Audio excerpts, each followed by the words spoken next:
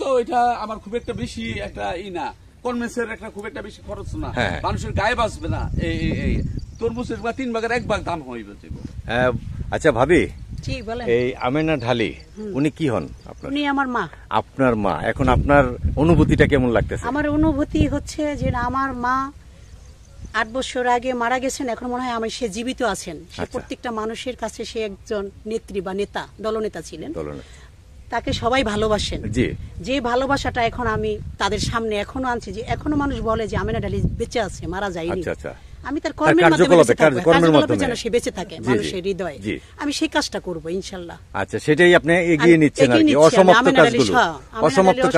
কাজগুলো আমি সমাপ্ত করতে চাই। আর তাকে যেন যোগে যোগে মানুষ মনে রাখে, মনে রাখার জন্য আমি এটা। আচ্ছা, যাক, এই সিদ্দিক ভাই আপনার অনুভূতিটা কেমন লাগছে? খালেক ভাই এদিকে আসেন, ওয়েলকাম। আমার ভাই আসছেন, চিরচেনা না খালেক ভাই? আমার শাশুড়িরে চিনে না এমন কোন ব্যক্তি নেই। আসেন, এই যে আব্দুল খালেক ভাই, এই যে আমাদের সামনে আরেকজন যোগ হয়ে গেলেন, এই খালেক আঙ্কেল। আমেনা ঢালির ব্যাপারে উনি ভালো বলতে পারবেন, বিখ্যাত খালেক আঙ্কেল। এই খালেক আঙ্কেলের অনেক ভিডিও এবং দেশ বিদেশ থেকে অনেকে ফোন করে। আমার কাছে এই পর্যন্ত না হলো 50 জন ফোন করছে নাম্বার নেওয়ার জন্য। আমি তার নাম্বার দিয়ে দিছি।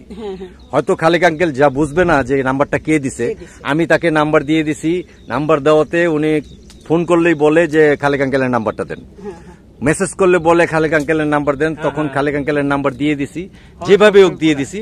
এন্ড খালেক আঙ্কেল, এই যে আমেনা ঢালি খামার বাড়ি ওনারা পালের চরে একটা করছে, এই আমেনা ঢালিকে তো অবশ্যই চিনেন মনে হয়, চিনবেন। হ্যাঁ, বাকি কথাগুলো। বন্ধুরা, আজ এসেছি আমরা ভাগ্যকুল চরে। এই চরে একটি খামার করার জন্য উদ্যোগ নিয়েছেন আমাদের এই ভাই। আপনার নামটা যদি একটু বলেন। আমি নূর আলম সিদ্দিকী শাহজাদা। এই চরে, ভাগ্যকুল চরে আসার উদ্দেশ্যটা কি আপনার? আমার ভাগ্যকুল চরে আসার উদ্দেশ্যটা, আমি এখানে একটা খামার করার উদ্দেশ্য, মাছের, গরুর, তারপর হাঁস, মুরগি, ঠিক আছে, আর বিভিন্ন গবাদি পশু বলতে যা বুঝায় সেগুলি। আমি শুনেছি আপনি নাকি এই প্রাণী যে সব আছে, গরু, ছাগল, হাঁস, মুরগি, এগুলোর উপর আপনি প্রশিক্ষণ নিয়েছেন। জি, আমি এগুলি নারায়ণগঞ্জ, জালকুড়ি যুব উন্নয়ন থেকে আমি এগুলি প্রশিক্ষণ নিছি। ঠিক আছে, এগুলি আমি প্রশিক্ষণ নিছি সরকারিভাবে এবং সনদ দেওয়া হয়। আমি সম্মানের সহিত সনদপ্রাপ্ত এবং আমি সেখান থেকে আজও পর্যন্ত করার জন্য আমি চেষ্টা করতেছি, কিন্তু আমার সুইটেবল জায়গা এখন আমি খুঁজে পাইতেছিলাম না। এখন যে জায়গাটা দেখলেন, এই যে এই জায়গাটা দেখলেন, এই জায়গাটাতে উঁচা, এইটা জায়গাটায় পানি ওঠে নাই। এটা হলো ভাগ্যকুল চরে, এই জায়গাটা পানি ওঠে নাই।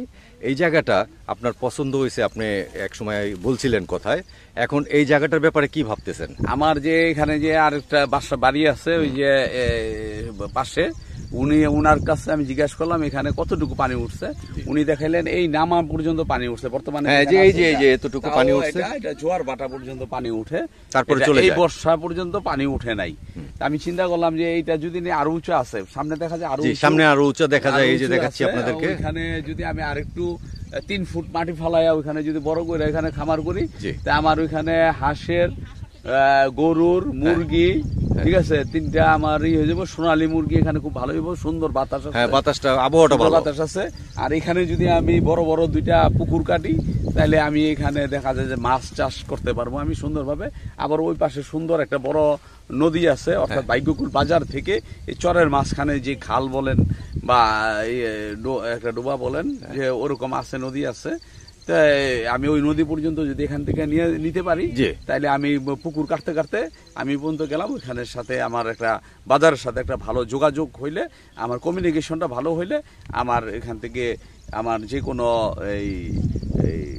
আমার এখানে আমার খামার থেকে যা কিছু হারভেস্ট করে আমি বাজার পর্যন্ত পৌঁছাইতে পারবেন। আর সবচেয়ে এই জিনিসটার সমস্যা হয় ক্যারিং খরচটা আপনার সেভ করার জন্য। এখন কথা হইল কোনটা, যে এইখানে মনে করেন বাইরের কেউ যদি বিনিয়োগ করতে চায়, এখানে যেরকম অনেকে আছে নতুন উদ্যোক্তা, এই উদ্যোক্তাদের জন্য আপনার কি পরামর্শ থাকবে? আসলে আমি এর আগে একটা এখানে ভিডিও, ভাগ্যকুল চরের ভিডিওর ব্যাপারে শুনছিলাম যে এখানে বড় কোনো খামার করা সম্ভব না। এখানে আসলে যে উনি সবাইদের সাথে আলাপ করলেন, এটা কোন থেকে কথাটা বলছেন আমি জানি না। যে উনার তরফ থেকে কথাটা হয়তো উনার দিক থেকে ঠিক আছে, আমি যা দেখতেছি তাতে তো কোনো সমস্যা নাই। বিশাল চারণভূমি, অনেক জায়গা পড়ে বিশাল রয়েছে, চারণভূমি, আশেপাশে দেখা যাচ্ছে জায়গা শত শত বিঘা পড়ে রয়েছে। তো এইখানে আমি শত বিঘা নিয়ে করলে কে আমাকে না করবে? তারা যদি আমার থেকে তাদের ন্যায্য পাওনাটা পাইয়া জায়গা আমার এখানে করতে কে বাধা দিবে? তাদের সাথে যদি একটা মৌখিক চুক্তি থাকে বা আমি যদি একটা স্টেমে ডিড করে নিই তাদের সাথে, আমি তো সমস্যা দেখতেছি না। হ্যাঁ, আমিও সমস্যা দেখতেছি না, আমি তো সমস্যা দেখতেছি না। যা শুনলাম মাতবররা যা বললো, ভালো কথা বললো যে আসলে করতে পারবে এবং করুক সবাই। আমরা চাই এখানে করুক, করলে জনবসতি বাড়বে, আবাদ হবে, জঙ্গল পরিষ্কার থাকবে, এই হয়ে রয়েছে কিসের জন্য? এখানে কেউ কিছু না করার কারণে। আর দর্শকদের উদ্দেশ্যে বলতেছি, আমি আমার নিজের জন্য বলতেছি যে এইখান থেকে এই যে মাওয়া ঘাট খুব একটা বেশি দূরে না, খুব একটা বেশি দূরে না। এখান থেকে ব্রিজ দেখা যায়, যদি নাইলা ক্ষেতের কারণে ব্রিজটা দেখা যাইতেছে না, এইখান থেকে ব্রিজটা খুব দেখা যায়। এখান থেকে ঢাকা একটা খুব একটা বেশি দূরে না। এখানে যদি আপনি ফসল ফলান, এখানে যদি আপনি দুগ্ধ করেন, এখানে যদি আপনি মাংসের জন্য এখানে যদি গরু করেন, এখানে যদি মাছ করেন, এখান থেকে আপনার যাত্রাবাড়ি পৌঁছানো একেবারে খুব 1 ঘন্টার ব্যাপার। আর তাছাড়া আপনি দরকার নাই, আপনি ওই পারে নিয়ে গেলে আপনার ব্যাপারীর অভাব নাই, এমনি নিয়ে যাবে। আপনি কিছু করতে হবে না, আপনার ব্যাপারে এখানে মানুষ নিয়ে যাবে। আর আরেকটা জিনিস ভাই, এই সিদ্দিক ভাই, সেটা হলো এই যে দেখা যাচ্ছে অনেক চরে দেখা যায় বালু বেশি। আমি এই চরে এসে এই যে আপনাদেরকে দেখাচ্ছি, এগুলো মাটি, পিওর মাটি। এই মাটিতে স্বর্ণের মতো এই মাটি, এই মাটিতে যা ফলাইবেন সেটাই হবে। এটা বেছে নেওয়াটা হইলো সবচেয়ে বড়। আর আরেকটা জিনিস, এই মাতবরদের সাথে আলাপ করে যেটা জানলাম, এখানে জায়গা জমিন বিক্রি হয় না, সে ভাড়া দেওয়া হয়। ভাড়া দেওয়ার ব্যাপারে তারা ওয়েলকাম জানাইছে যে হ্যাঁ আমরা ভাড়া দিতে পারি, ভাড়া নিতে পারেন। খুব স্বল্প মূল্যে দেখা যাচ্ছে এখানে দিচ্ছে ভাড়া। ঠিক আছে, এর আগে আমার এক ইউটিউবার ভাই নাকি 500 টাকা করে বিঘা নিচ্ছে। হ্যাঁ, 37 বিঘা জমি বুনছে, ওরা মাত্র 500 টাকা বিঘায় দিছে, যে খরচ বাবদ। 500 টাকা করে বিঘায়, 500 টাকা করে বিঘায় দিছে। আর মানুষ খাটলো তো তার বললেন, উনি বললেন, শামসুল হক শিকদার সাহেব বললেন যে 500 টাকা করে বিঘা। আমার এর যে সস্তার কি হইতে পারে? সস্তা কি হইতে পারে? কি হইতে পারে বছরে 500 টাকা বিঘা? তাই এই যে সুবর্ণ সুযোগ, এই যারা বেকার আছেন আসেন করেন, যারা একটু কর্মঠ তারাও এখানে আসলে বোধহয় কিছু করতে পারবে, তাই না? হ্যাঁ, সবাই মিলে যদি আমরা এখানে কিছু করি, এইসব নাইলা ক্ষেত থাকবে না, পরিষ্কার হয়ে যাবে। বলা হয় যে রাসেল ভাইপার, না ওগুলো নাই, রাসেল ভাইপারের ভয়ে আমি এই যে বুট জুতা পরে আসছি। ঠিক আছে, আমার স্ত্রীর জন্য আমি বুট জুতা নিয়ে আসছি, কিন্তু আসলে নাই, আমাদের চোখে পড়ে নাই। যারা নাকি স্থানীয় ভাবে বসবাস করেন এই চরের ভিতরে, তারা বলতেছে তোবাস্তাক ফিরুল্লাহ আমরা কখনোই দেখি নাই। হ্যাঁ, ওই যে আমি একটু আগে কথা বললাম, ওই ভদ্র মহিলা এবং আসছে কোথা থেকে, এই কক্সবাজার রামু থেকে আইসা এখানে বসবাস করেন। ওনার হাজবেন্ড 2000 টাকা 3000 টাকার মাছ ধরে প্রতিদিন। 2000 টাকা করলে মাসে 60,000 টাকার মাছ বিক্রি করে। তাই এখানে শুধু মাছ জাল ঢাকা শহরে কয়জন এরকম পারে? চরে তারা তো হিসাবে দিন মজুর। হ্যাঁ, একটা দিন মজুর মানুষ যদি মাসে 60,000 পায় এই চরের ভিতর থেকে, তার তো কোনো খরচই নেই। তারপরে আপনি এখানে তরি তরকারি বলতে পারেন, কোনো করাই করে খাইতে হয় না, নিজেরা আপনি আলু বুনতে পারেন, সিম বুনতে পারেন, মাছ সবকিছু বোনা যায়, তাই না?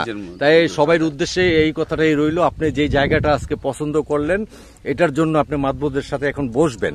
ঠিক আছে, আপনি মাতবরদের সাথে বসেন, এই কামনা করি যে সফল হোক। আপনি যখন এটা নাকি সম্পূর্ণ পরিষ্কার করবেন, যখন আপনি এটা বুনবেন, আমি তখন আপনাদেরকে নিয়ে একটি এই কন্টেন্ট করব, এবং যেদিন সাইনবোর্ডটা গাড়বেন সেদিন একটা কন্টেন্ট করব। হ্যাঁ, আমি একটা সাইনবোর্ড নিয়ে আসছেন এবং কথা বললেই আপনি এটা সেই ইসের আমি কিছুক্ষণ পরিকল্পনাটা কি করবেন সেটা আপনার এখানে আমি এই কি করব। এই আমেনা ঢালে খামার বাড়ি আপনাদেরকে আগেও দেখিয়েছি আরেকটি চরে, আর এখন আসলাম এই চরটায়। এটা হলো চর ভাগ্যকুল, শ্রীনগর, মুন্সিগঞ্জ। ঠিকানাটা দেওয়া, অনেকে বলবেন আপনি যে আমি জায়গার নাম বলি না, তাই জায়গার নামটা এখানে দেওয়া আছে। উনি যা যা করবেন তার প্রস্তুতিটা এখানে। আর এখানে যদি আমরা 10 মিলে করি গাছ হারে যেতে নাইলাস, আমরা 10 ভাই যদি এখানে আসি, এই সব নাইলা ক্ষেত কিছুই থাকবে না। দেখেন, ঠিক আছে, আর নাইলা ক্ষেত হওয়া মানে কি, মাটি উর্বর। জি, মাটি উর্বর, এটা বালি না। ঠিক আছে, যে এখানে কিছু হবে না, এটা মাটি। এই এই ঘাস এই ঘাস এগুলি প্রমাণ করতেছে যে মাটি উর্বর, এই মাটিতে অনেক কিছু করা সম্ভব, এই মাটিতে অনেক সুন্দর কিছু করা সম্ভব। ঠিক আছে, এখন আপনি মাছের খামার বলেন, আপনি মুরগির খামার বলেন, আপনি হাঁসের খামার বলেন, আপনি গরুর খামার বলেন, যেই কোনো আপনি বাছুর আইন না, ছোট ছোট এই যে সার বাছুর গুলি আইন না দেন না, আপনার 20-25টা সাইরা হয়ে যাবে। এই আপনি কিছু খাওয়াই দিব না, এই ঘাসগুলি খাইয়া 1 বছরের ভিতরে আপনি সুন্দর সেরকম হয়ে যাবো। আপনি কুরবানিতে ছেড়ে দেন। হ্যাঁ হ্যাঁ, ঠিক, সত্যি একটা সুন্দর কথা বলছেন। 25,000 30,000 হইলে আপনার এই সার বাছুর পাওয়া যায়। আপনি সেগুলি এনে এখানে কুরবানির ভিতরে 1-1.5 লাখ টাকার মাল হয়ে যাবে। হ্যাঁ, এগুলি ছেড়ে দেন। দুইটা আমার ভিতরে সুন্দর করার দোয়া করবেন, আমি যেন করতে পারি। আমি আসলে আপনাদেরকে করার জন্য না, ঠিক আছে, আপনারা করলেন, আমি নিজের জন্য আমি বলতেছি। আর এতে যদি আপনারা উদ্বুদ্ধ হবেন। ঠিক আছে, আপনাকে অনেক ধন্যবাদ, অনেক শুভকামনা রইল যে আপনি সফল হন, সফল উদ্যোক্তা হিসেবে। আরেকটা কথা, আমি এই চরে করবো, আমি আরেকটা পালের চরে আগামীকাল আমি যাব, পালের চরে। ওখানে আমি গিয়ে মোটামুটি দেখেও আসছি, আবার ফাইনাল গিয়ে দেখবো। ও, আরেকটা খামার করার উদ্যোগ, 2 চরে 2টা করবেন। যাক, আপনি তো অনেক সফল, যেহেতু আপনি সফল হবেন, আপনি প্রশিক্ষিত। আর যারা প্রশিক্ষণ নাই তারা হঠাৎ করে নিয়ে যুবনন থেকে কৃষি গবাদি পশু তাদের যে ট্রেনিং গুলি আছে, যে ট্রেনিং এর ভিতরে আগে নিজে করা, আগে নিজের করতে হবে, নিজের জানতে হবে, তাহলে লস হবে না। আগে নিজের জানতে হবে, তাহলে আমি গরুর কি হলে আমি বুঝতে পারবো, আমি যে একটা গোয়াল রাখবো বা আমি যে এক কর্মী রাখবো, ঠিক আছে, সে কতটুকু ফাঁকি দিতেছে, তার শারীরিক ভাবে তার উপরে সেটা বেশি হয়ে যেতেছে কিনা, এটা আমি বুঝতে পারবো যখন আমি নিজে একটা কর্মী হব।